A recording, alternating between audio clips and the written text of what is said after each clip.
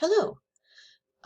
This video is going to be a tutorial on how to create a pop art portrait of Dolores Huerta that is inspired by the work of Barbara Carrasco, who created the pop art piece that is here on the left of the screen. Dolores Huerta is um, she's an activist, she's a feminist, and she is the co-founder, along with Cesar Chavez, of the United Farm Workers Movement. So she is quite an icon of American history. And this piece here is a screen print that was the original, the final outcome was a screen print, or is a screen print that now hangs in the National Portrait Gallery in Washington, D.C.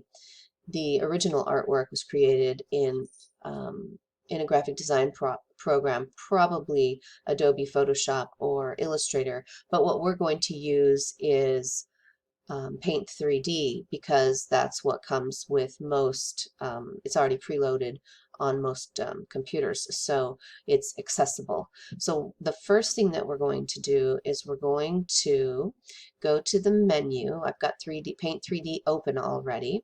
And when I'm trying to create a work of art that's inspired by another work of art, I always have that work of art sitting right there visible for me so that I don't, I don't go astray. I have it right there for me as a reference. So I've got it open on the screen.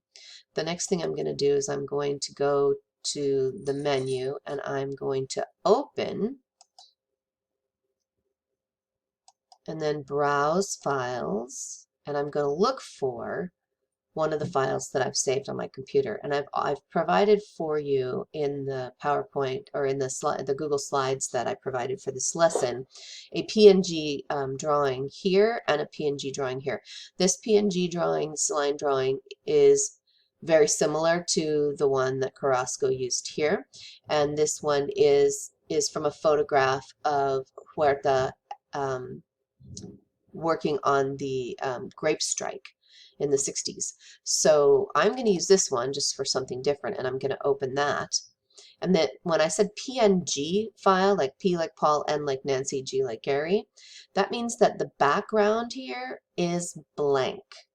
And that's important because the first thing that we're going to do is we're going to paint the background. If I wanted, if I if I didn't give you an image with a blank background that I'd previously cut out for you, you would have to choose maybe the paintbrush or this paintbrush or a marker or something else and make the thickness of the tool very thick and brush, brush, brush, brush, brush, and go back and get all the little teeny tiny spaces. But I'm going to show you, because this is a PNG and the background is blank, all we need to do is choose the paint bucket, and I'm going to choose very bright colors, and I'm only going to use 4 colors because I'm using Barbara Carrasco's pop art image as my inspiration. So I'm going to challenge myself to only use 4 colors like she did. So I think I'm going to use this limey green here. I love this yellow green for my background. And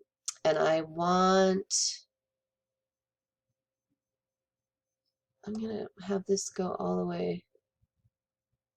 You want to change the entire... Okay, so I'm going to have the opacity all the way up. That means I want it to be a solid green. And then I'm just going to click anywhere in the background, and voila! The whole thing is green. Makes it quick, makes it easy. The next thing I'm going to do is I'm going to leave the color the same, and I'm going to work on this United Farm Workers logo. This is their brand.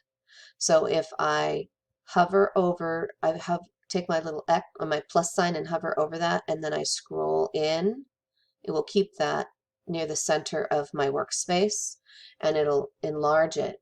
And what I'm going to do is I'm going to change to the marker, and I'm going to move the thickness up until I get a circle that is going to fill that space, because I really want to work efficiently as a graphic designer. I've got my graphic design hat on right now, and I want to make as few marks across this space as possible so that I can fill this in quickly.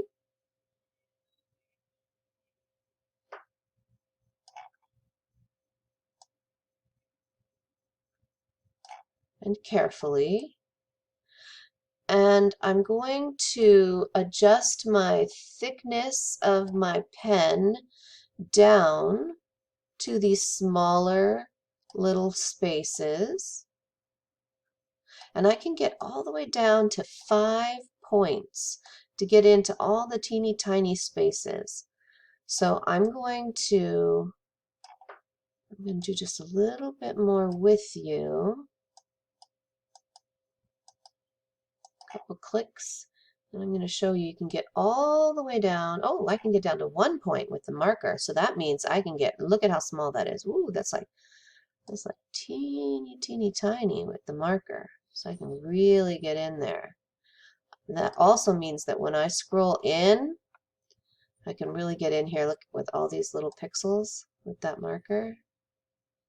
Some of the tools I can only get down to 5 points. With the marker, I can get down to 1. So it would be silly for me to go back and forth and color this all in with 1 point. So to be efficient as a designer, I want to go back and do this in just a few clicks. Now that's too big, so I'm going to go and make it a little smaller. Go back and make that limey light green one there. And then I'm going to go back over here. And you want to remember to scroll in and out so that you can see what you're doing. So you scroll all the way out, center your plus sign, and then scroll back in again so that you can get it where you want it. So I'm going to pause the recording and give you some time to fill that in. Okay, so I've got the United Farm Workers logo on her hat colored in. So the next thing that I'm going to do is I'm going to add another United Farm Workers logo right here in this empty space. So I provided for you in the lesson another PNG. So I'm going to go to Menu and I'm going to go to Insert and I'm going to get this other PNG. And it drops it right here on her face. I don't want it on her face because that's distracting. And I'm going to put it over here. And then I'm going to hold down the Shift key. That's important. I'm going to hold down the Shift key. I'm going to wait for the arrow to show like this as a diagonal with 2 arrows on it. And I'm going to drag as I hold down the Shift key, the mouse, and the left mouse button, and I'm going to enlarge it till it looks about like that, because I want to fill this space and I kind of want it to look like maybe that's the sun in the distance there. And there, because this is a PNG, it has all the negative space, the empty space is blank, and that means that the eagle is green. So now this logo, the UFW logo, is in the reverse of this UFW. See, the background's green, the eagle's black. Over here, the background's black, and the eagle is green. I like that. That's pretty cool. So the next thing that I'd like you guys to try is we're going to color in the hat, but we're going to try a different tool. This time we're going to use the paintbrush tool. That's this one here. So we're going to click on the paintbrush, and we're going to experiment more with the thickness, choosing the right thickness of brush for the size of the space we're trying to get into, but we're also going to adjust the opacity. So we're going to bring the opacity down. So what that does is it means that less paint is going to flow from that tool. So the reason that's important is because we want the lines of that straw hat to show. So if I do this, I'm going to choose hot pink for my color. If I had, let me make a bigger brush size so you can see what I'm doing. If I do this, do you see how the lines of the hat are just gone? Because I have 100% of my paint coming out of that tool. So I'm going to Control Z to get rid of it. And now I'm going to bring it down to maybe 30%. Now I can paint this and I can still see the lines of the hat. So I want you to select your your hat color, whatever color you'd like it to be. And remember, pop art is bright and colorful. It doesn't have to be the color of a straw hat. It can be any color you like. It should be something that contrasts well with the color you selected for the background. And you're going to bring the opacity of that color down to about 25, 30%. And you're going to color in the hat carefully. Stay within the boundaries of the hat as you go, adjusting the size of the brush to the size of the space that you're trying to add color to.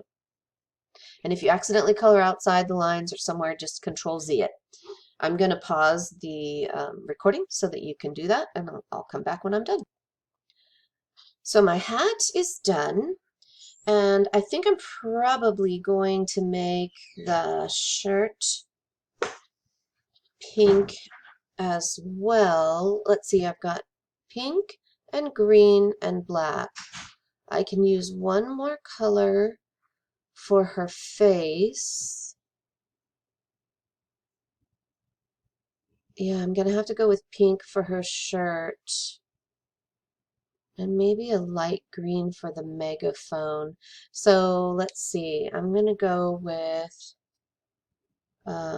let's do her face. So let me show you how to create new colors. So we can choose any color from the swatches here, or if we don't like those colors, we feel like those are too limiting, and I often feel like, oh my gosh, I need more colors. I'm going to use this little plus sign down here. I'm going to click on that. And then I can drag this box all across this rainbow bar, and every time I hit a new color, a new hue, the box at the top changes. Isn't that beautiful? Oh my gosh, I can do this all day. It's so pretty. So I'm looking for a color that I want Miss Huerta's face to be, and it needs to be something that I feel is going to go well with the pink and the green that I've already selected. And you don't have to make her face skin tone. You can, you can go with something completely different if you want to. You can make it super bright. You can do whatever you want. I think so let's be more yellow, something more like that. No, back and forth. Maybe like, nope. I think that one's gonna do it. No, too red, too orangey. How about that? That could do it, I think. Yeah, that'll do it. Okay, so then what I'm going to do is I want her face to be very smooth. So see how the hat is not, it's not as smooth as I'd like it to be. Like I would love for it to be as smooth as the background. But if I click on the paint can, oh, I can. Maybe I'll use the, no, I can't do the paint can because there's no way for me to keep the paint can just on her face, not in this program. There are other programs, other design programs like Photoshop or Illustrator that I could make it stay on the face. This program doesn't have the capacity to do that, unfortunately. So let's see, how could I do it? I really think that the best way to do it would be my original plan, which would be the spray can. So we're going to adjust the opacity down to about 20%. And take the thickness up, oh, much bigger than that, to, nope, even bigger than that, maybe 120-ish. Yes. So that way I can make one pass over the face from side to side and not have too much overlap, because as you use a spray can, as you overlap it, you get less opacity. I want to make sure I get her ears. Don't worry about it being on the black because I'm going to show you what we're going to do with that. We'll touch that up. I'm going to try to avoid the megaphone. Don't worry about the mouth because we're going to go over that with some other color. Get the neck because the neck is part of the skin as well.